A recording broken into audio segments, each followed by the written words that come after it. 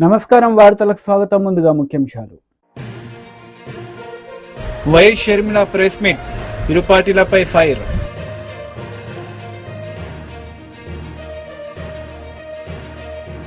మంత్రి Komatireddy Venkatareddy press meet, పలు అంశాలపై వివరణ. వైఎస్ షర్మిలారెడ్డి ప్రెస్ మీట్ నిర్వహించారు. ఈ సందర్భంగా పలు అంశాలపై ఆమె మాట్లాడారు. కేవలం నెల రోజుల ముందు సర్వే చేస్తే Congress party vote share between 6 to 7% ఉంది. దాన్ని మేము కష్టపడి పనిచేస్తే నేనే స్వయంగా 64 కాన్స్టిట్యుయెన్సీల్లో క్యాంపెయిన్ చేయడం కూడా జరిగింది.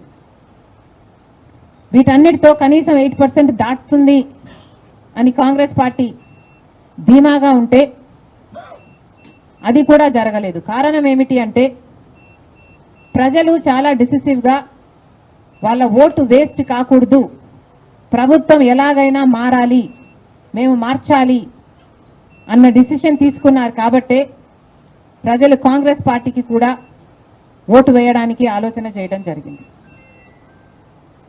ఏది ఏమైనా కాంగ్రెస్ పార్టీ ప్రజల గుండెల్లో స్థానం సంపాదించుకోవడం మొదలుపెట్టింది.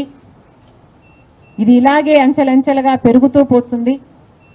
రాహుల్ గాంధీ గారి నాయకత్వంలో మేమందరం కూడా కష్టపడి పనిచేయడానికి సిద్ధంగా ఉన్నాం.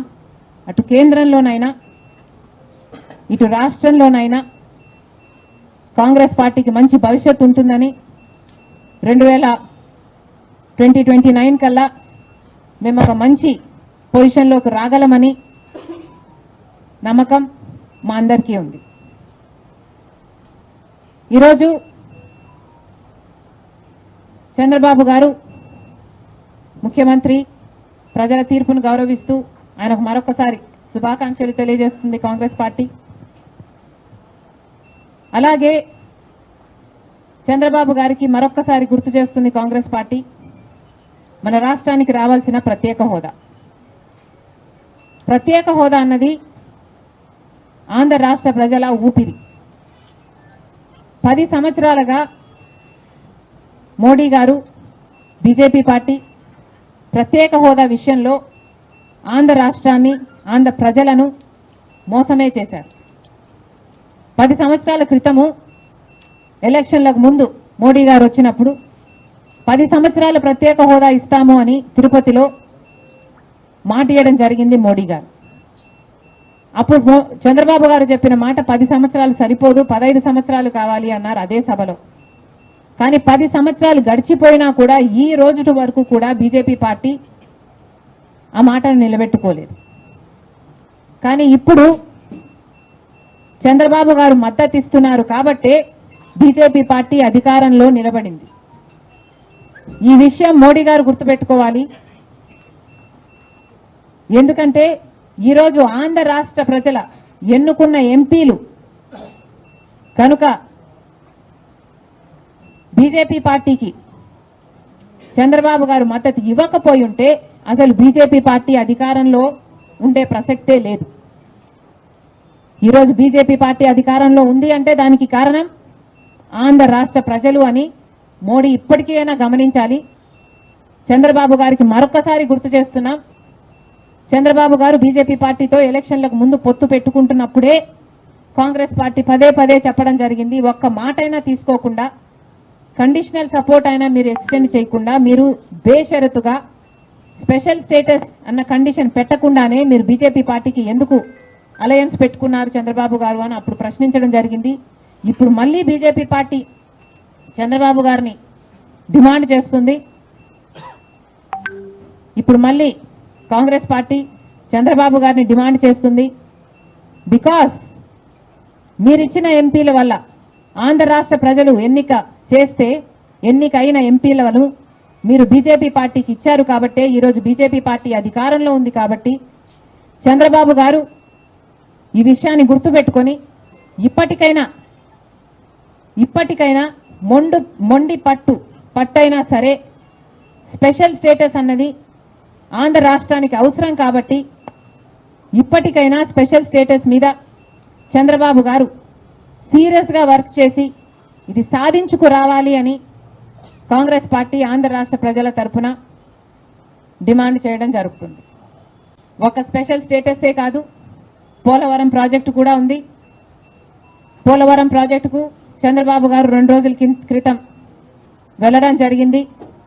నిజానికి పోలవరం ప్రాజెక్టు రాజశేఖర్ రెడ్డి గారి ఆలోచన. 2004లోనే రాజశేఖర్ రెడ్డి గారు 10,000 కోట్లతో 20 లక్షల ఎకరాలకు నీళ్లు ఇవ్వాలి అని తలపెట్టిన ప్రాజెక్టు పోలవరం ప్రాజెక్టు. రాజశేఖర్ రెడ్డి గారి హయాంలోనే కుడి ఎడమ కాలువలు పూర్తి చేయడం జరిగింది. ఆ కాంగ్రెస్ హయాంలోనే 4,500 కోట్లు అంటే దాదాపుగా 40% పనులు పూర్తి చేయడం కూడా జరిగింది. కానీ తర్వాత అధికారంలోకి వచ్చిన చంద్రబాబు గారు పోలవరం ప్రాజెక్టు కాస్టును అమాంతంగా 29,000 కోట్లకు పెంచారు. కానీ పనులు మాత్రం పూర్తయినట్టు ఎక్కడా కనిపించలేదు. 2018 కల్లా నేను పూర్తి చేస్తాను అని రాసి పెట్టుకోండి అని చంద్రబాబు గారు ఆ రోజు అసెంబ్లీ సాక్షిగా ఛాలెంజ్ కూడా చేశారు. కానీ Polavaram project BJP leader Bandi Sanjay press meet నిర్వహించారు. ఈ సందర్భంగా పలు అంశాలపై ఆయన మాట్లాడారు. భారతీయ జనతా పార్టీ కార్యకర్తల మీద ప్రయోగించినటువంటి లాఠీ దెబ్బలకు ఇలా నాకు గుర్తింపు వచ్చింది. తెలంగాణ రాష్ట్రంలో బీఆర్ఎస్ పార్టీ మూర్ఖత్వ పాలన వ్యతిరేకంగా నా కార్యకర్తలు జైలు పోయిన సందర్భంలో దాని షీట్స్ కమ్యూనల్ షీట్లు గృహ నిర్బంధాలు చేసిన సందర్భంలో కార్యకర్తల వల్ల నాకు ఇలా గుర్తింపు వచ్చింది.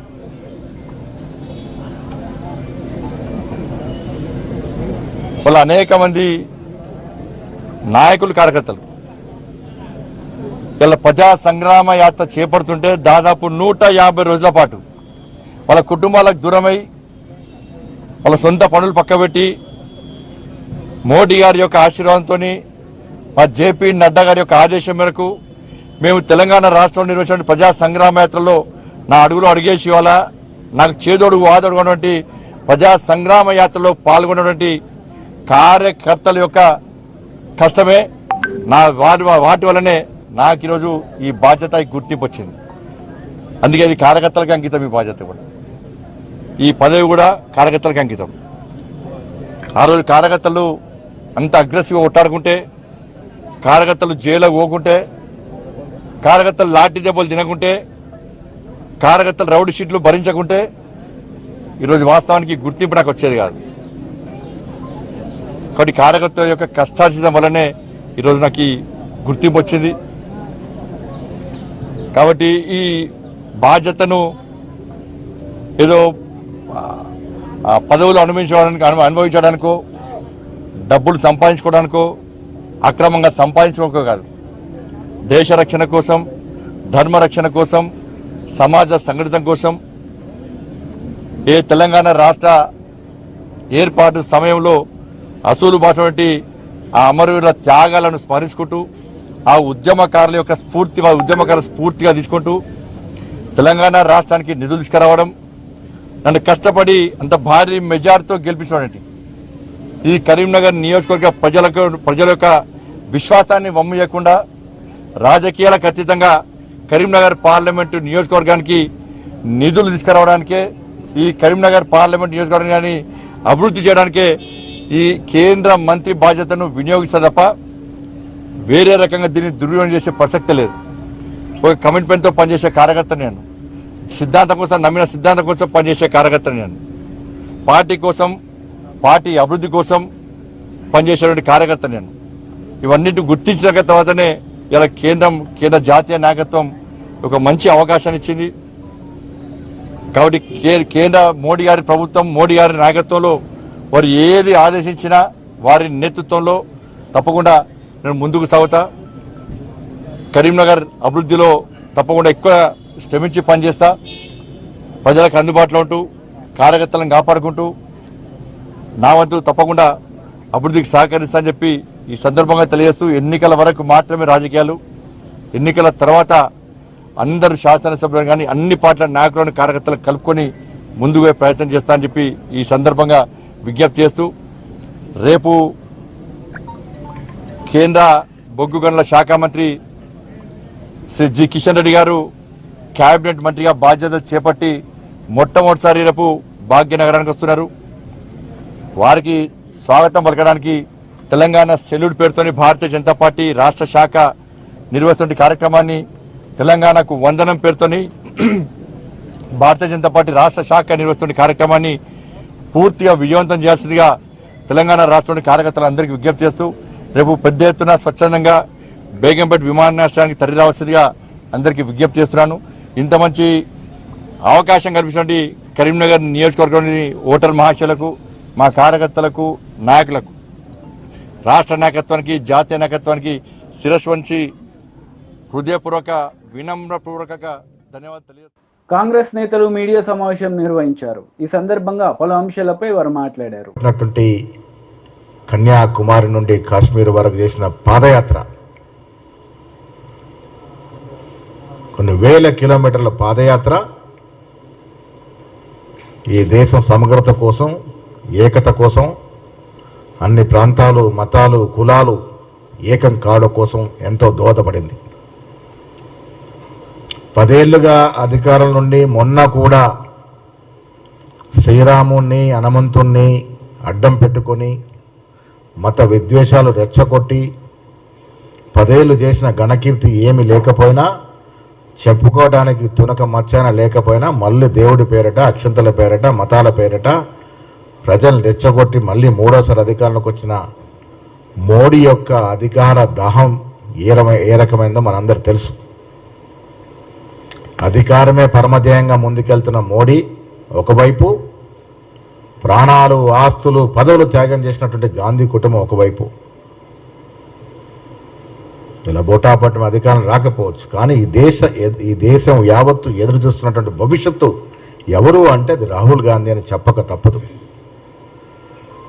మణిపూర్ నుండి ముంబై వరకు చేసిన న్యాయయాత్ర కూడా ఈ దేశంలో ఎన్ని మలుపులకి, కొత్త రకమైన ఆలోచనలకు శ్రీకారం చుక్కినట్టు సందర్భం.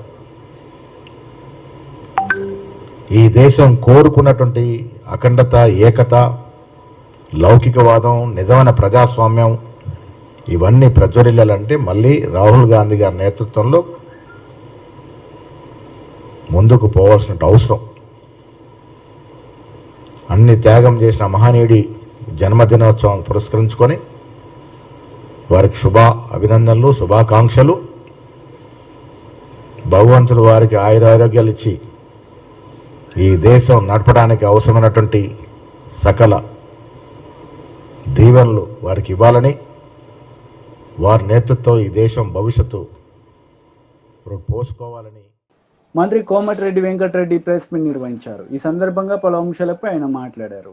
ఇలా డిఫరెంట్ కంపెనీస్ కి ఇప్పుడు వస్తున్న ఆర్టిఫిషియల్ ఇంటెలిజెన్స్ వాళ్ళ కంపెనీస్ కు అక్కడ ల్యాండ్స్ అలాట్ చేయడం, చుట్టూ హైదరాబాద్ ఇన్వెస్ట్మెంట్ హబ్గా చేయాలని చెప్పి దాన్ని పూర్తి చేయాలని, దాంతోపాటు మిగిలిన సమస్యలు, ట్రాఫిక్ సమస్యలు, హైవేలో రోడ్ సేఫ్టీ మీద సైన్ బోర్డ్స్ ఏర్పాటు చేయడం. హైదరాబాద్ విజయవాడ జాతీయ రహదారి చూస్తే భయం అవుతుంటుంది. హై స్పీడ్ పోయే లేన్లో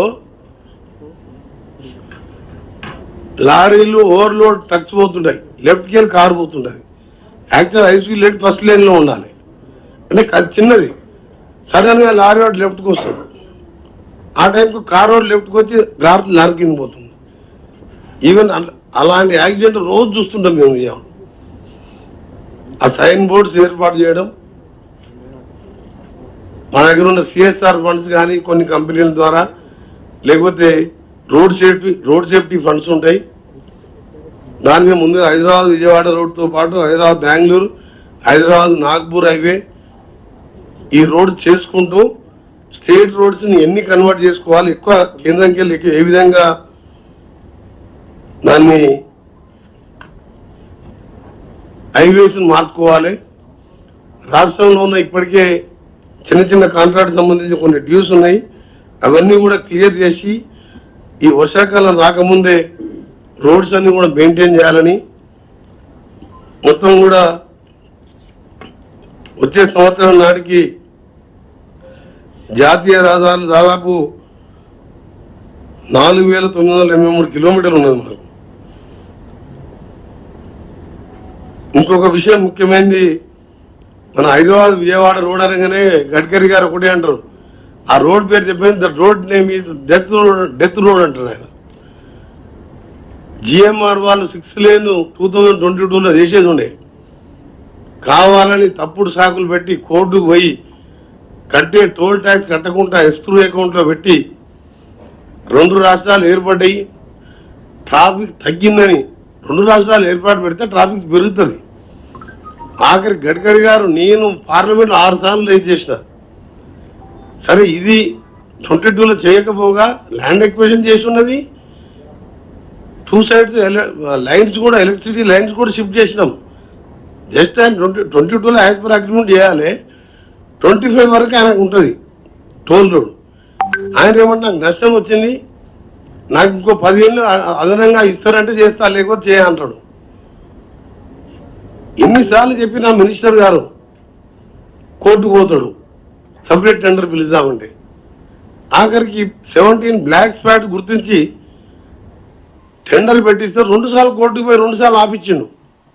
మొన్న 3rd టైం ఇప్పుడే కాంట్రాక్టర్ కూడా వచ్చిండు, దాని మీద రివ్యూ చేసినాం. రేపు 23rd రోజు క్యాంపులు వేసుకుంటూ చౌటుపల్ల ఫ్లైఓవర్, చిట్యాపల ఫ్లైఓవర్, పెద్ద కాపర్తి, అట్లా 17 రాజవరం అటు నుంచి జగ్గయ్యపేట క్రాస్ రోడ్ అక్కడి వరకు కోదాడల సిమెంట్ ఇండస్ట్రీకి పోయి రోడ్డు దగ్గర అండర్ పాస్ చేయక యాక్సిడెంట్ ఎక్కువ 17 స్పాట్స్కు 375 కోట్లతో టెండర్ అయిపోయింది, పనులు మొదలైనాయి.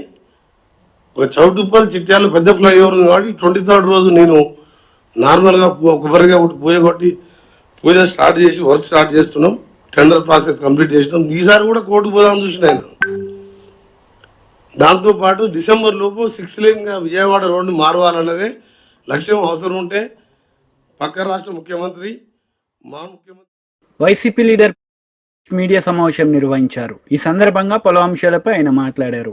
నాయకులు ఫోన్ చేసి మిమ్మల్ని అత్యంత పాశవికంగా నడి రోడ్డు మీదే హత్య చేస్తామని బెదిరించడం ప్రక్షాళన అవుతుందా? లేదా మహానేత వైఎస్ రాజశేఖర రెడ్డి గారి విగ్రహాలని యూనివర్సిటీ క్యాంపస్ నుండి తరలిస్తే అది ప్రక్షాళన అవుతుందా? తెలుగుదేశం పార్టీ వారిని ఒకటి అడుగుతున్నాను, రాజశేఖర రెడ్డి గారి విగ్రహాలను తొలగిస్తే అది ప్రక్షాళన కిందకు వస్తే, మరి పద్మావతి యూనివర్సిటీలో ఎన్టీ రామారావు గారి విగ్రహం ఉంది కదా, జేఎన్టీయూ అనంతపురంలో ఎన్టీ రామారావు గారి విగ్రహం ఉంది కదా, కుప్పంలో అనేటువంటి ద్రవిడ యూనివర్సిటీలో ఎన్టీ రామారావు గారి విగ్రహం ఉంది కదా, మరి ఇద్దరు మాజీ ముఖ్యమంత్రులే కదా, మరి ఎన్టీఆర్ విగ్రహం కూడా తొలగించాలి కదా. మాజీ ముఖ్యమంత్రులు విగ్రహాలు క్యాంపస్లో ఉంటే వారికి గౌరవప్రదంగా చూసుకోవాలి, కానీ వాటన్నిటినీ తొలగించడం మీ ప్రక్షాళన కింద వస్తుందా అని అడుగుతున్నా. దీంతోపాటు అసలుకి వర్సిటీలని రాజకీయ వేదికలుగా ఉపయోగించుకుంది ఎవరు? చంద్రబాబు నాయుడు కాదా? నారా లోకేష్ కాదా? ఈరోజు వైస్ ఛాన్సలర్ పోస్టుల గురించి మాట్లాడుతున్నారు. చంద్రబాబు నాయుడు గారు ముఖ్యమంత్రిగా ఉండగా ఆంధ్రప్రదేశ్ రాష్ట్రంలో ఉన్నటువంటి వీసీలు ఎవరు? వారి దగ్గర ఉండేటువంటి కీలకమైనటువంటి రిజిస్ట్రార్లు ఎవరు? ఒకసారి మీరు గమనించండి. ఆంధ్ర యూనివర్సిటీలో నాగేశ్వరరావు అనేటువంటి ఒక బీసీ సామాజిక వర్గానికి చెందిన వారిని చంద్రబాబు నాయుడు బీసీగా ప్రమోట్ చేశారు. మరి అక్కడ ఉన్నటువంటి రిజిస్ట్రార్ ఏ సామాజిక వర్గం? మీ వారు కాదా? తెలుగుదేశం పార్టీకి అంటగారిగిన వారు కాదా? అదేవిధంగా జేఎన్టీయూ కాకినాడలో రామలింగరాజుని వీసీగా అపాయింట్ చేశారు. కానీ అప్పుడు అధికారం చలాయించింది ఎవరు? ఏపీపీఎస్సీ చైర్మన్గా ఉన్నటువంటి ఉదయభాస్కర్ కాదా? ఆయన సామాజిక వర్గం ఏంటి? ఆయన ఎవరికి అంటగాగారు? అదేవిధంగా కౌన్సిల్ మెంబర్లుగా ఎన్ఆర్ఐ కళాశాలకు చెందినటువంటి వెంకట్రావు గారిని ఎగ్జిక్యూటివ్ కౌన్సిల్ మెంబర్గా పెడితే జేఎన్టీయూ కాకినాడలో అధికారాన్ని అంతా అనుభవించింది మీ సామాజిక వర్గానికి సంబంధించినటువంటి వ్యక్తులు కాదా? ఒకసారి ఎస్పీ యూనివర్సిటీకి వెళ్దాం. ఎస్పీ యూనివర్సిటీలో చంద్రబాబు నాయుడు గారు ముఖ్యమంత్రిగా ఉండగా దామోదర్ అనే అతను వీసీగా ఉంటే ప్రొఫెసర్ గారు దేవరాజులు అనురాధ అనేటువంటి ఇద్దరిని రిజిస్ట్రార్లుగా చేసి వారి చేత చక్రం తిప్పించి దామోదర్ గారిని పని చేయకుండా చేయించింది చంద్రబాబు నాయుడు గారు కదా. ఆ రిజిస్ట్రార్ల యొక్క సామాజిక వర్గం ఏంటి? జేఎన్‌టీయూ అనంతపురం చూద్దాం.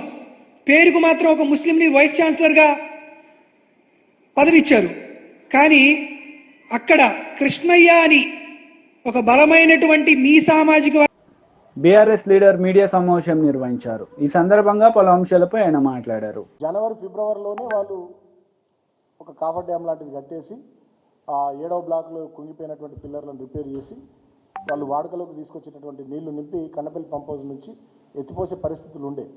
అయినప్పటికీ కూడా వాళ్ళు దాన్ని పక్కన పెట్టి ఉద్దేశపూర్వకంగా మమ్మల్ని బదనాం చేయడం ఒకటి. రెండవది, ఈ పందికొక్కులాగా ఇసుకను మెక్కి కోట్లాది రూపాయలు కాంగ్రెస్ నాయకులు ముఖ్యమంత్రి నుంచి మొదలుకొని అక్కడ కింది స్థాయి నాయకుల వరకు ఈ డబ్బులు దొబ్బాలనేటటువంటి ఆలోచనతో కనీస పర్యావరణ అనుమతులు లేకుండా ఇష్టం వచ్చినట్టుగా ఇవాళ సూరారం నుంచి కుంట్లం వరకు 92 లక్షల పైచల క్యూబిక్ మీటర్ల ఇసుక తవ్వకాలకు వీళ్ళు తెరలేపినారు. సో దీన్ని బట్టి కాంగ్రెస్ పార్టీ యొక్క ద్వంద్వ వైఖరి, వాళ్ళ నీతి అర్థమవుతూ ఉంది. అంతేకాకుండా ఇక రెండవ అంశం, ఇక్కడ నేను ఇంకో విషయాన్ని కూడా కోరుతా ఉన్నా. దీన్ని డెఫినెట్గా కాంగ్రెస్ ప్రభుత్వం పునఃసమీక్షించాలి. లేకపోయినట్టయితే డెఫినెట్గా ఎన్జీటీని కూడా ఆశ్రయించడానికి మేము వెనుకకు. అదేవిధంగా అక్కడ తవ్వుతున్నటువంటి ఇప్పటికే అడ్డగోలుగా చెన్నూరు నియోజకవర్గంలో కానీ, మంత్రి నియోజకవర్గంలో కానీ, పెద్దపల్లి నియోజకవర్గంలో కానీ, తర్వాత రామగుండం నియోజకవర్గంలో కానీ ఇప్పటికే అడ్డగోలుగా ఒకవైపు ఫ్లై యాష్ లారీలు నడుస్తున్నాయి, ఒకవైపు ఇసుక లారీలు నడుస్తున్నాయి, ఒకవైపు మట్టి లారీలు నడుస్తున్నాయి. దానివల్ల అక్కడ రోడ్లన్నీ నాశనం అవుతున్నాయి. ఆ ప్రాంతం అంతా కలుషితం అయిపోతుంది. అనేక రకాలైనటువంటి యాక్సిడెంట్లు జరిగి చాలామంది చనిపోతున్నారు. కాబట్టి ప్రభుత్వం ఇప్పటికైనా బుద్ధి తెచ్చుకొని తన పద్ధతులను మార్చుకొని ఇటువంటి నిర్ణయాలను పునఃసమీక్షించుకోవాలని నేను కోరుతా ఉన్నాను. లేకపోయినట్టయితే డెఫినెట్గా చట్టపరంగా మేము కూడా న్యాయవ్యవస్థ మీద మాకు నమ్మకం ఉంది. డెఫినెట్గా న్యాయస్థానాలను కూడా ఆశ్రయించడానికి మేము వెనుకకు పోమని చెప్పి సందర్భంగా నేను తెలియజేస్తూ ఉన్నాం. మా ప్రాంతంలో ముఖ్యంగా పెద్దపల్లి జిల్లా కానీ, భూపాలపల్లి జిల్లా కానీ, మంచిర్యాల జిల్లా కానీ ఒకవైపు ఫ్లై యాష్ దందా, ఇంకోవైపు మట్టి దందా, ఇంకోవైపు ఇసుక దందా, దీంట్లో మొత్తం కాంగ్రెస్ పార్టీ కూరుకుపోయింది. దీనికి పూర్తి స్థాయిలో ఆశీర్వాదం హైదరాబాద్ నుండి రేవంత్ రెడ్డి ముఖ్యమంత్రిగా ఆ ప్రాంత నాయకులకు ఆశీర్వాదం ఇచ్చి ఈ రకమైనటువంటి దందాన్ని ప్రోత్సహిస్తూ ఉన్నాడు. ఒకవైపేమో మేడిగడ్డ బ్యారేజ్ను కట్టడానికేమో ఆ కుంగిపోయినటువంటి ఆ బ్లాకులు నిర్మించడానికి ఆ సంస్థను ఎవరైతే ఆ ప్రాజెక్ట్ కట్టిరో వాళ్ళతో సమీక్షలు చేసి మాట్లాడి ఆ సంస్థను ప్రోత్సహించి తొందరగా అక్కడ పనులు చేపించే విషయంలో ముఖ్యమంత్రి గారికి శ్రద్ధ లేదు. కానీ కాంగ్రెస్ పార్టీలకు మాత్రం ఇసుక దోడడంలో మాత్రం శ్రద్ధ ఉన్నది. రైతులకు నీళ్ళు ఇచ్చే విషయంలో శ్రద్ధ లేదు. ఇసుక దందా ద్వారా డబ్బులు మెక్కడానికి మాత్రం కాంగ్రెస్ పార్టీ నాయకులకు శ్రద్ధ ఉన్నది. పోయిన యాసంగి సీజన్లోనే 20 లక్షల ఎకరాల్లో తెలంగాణలో పంటలు నిండబెట్టిర్రు. నీళ్ళిచ్చి రైతుల్ని కాపాడేటటువంటి ఆలోచన కాంగ్రెస్ పార్టీ నాయకులకు ఆనాడు యాసంగి సీజన్లో లేదు. ఇసుక మాత్రం. వార్తలు ముగించే ముందు ముఖ్యాంశాలు మరోసారి. వైఎస్ షర్మిల ప్రెస్ మీట్, ఇరు పార్టీలపై ఫైర్.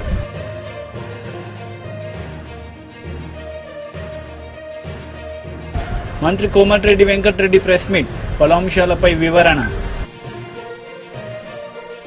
ఈ వార్తలు ఇంతటితో సమాప్తం. తిరిగి ప్రసారమయ్యే వార్తల్లో మళ్ళీ కలుద్దాం. అంతవరకు సెలవు. నమస్తే.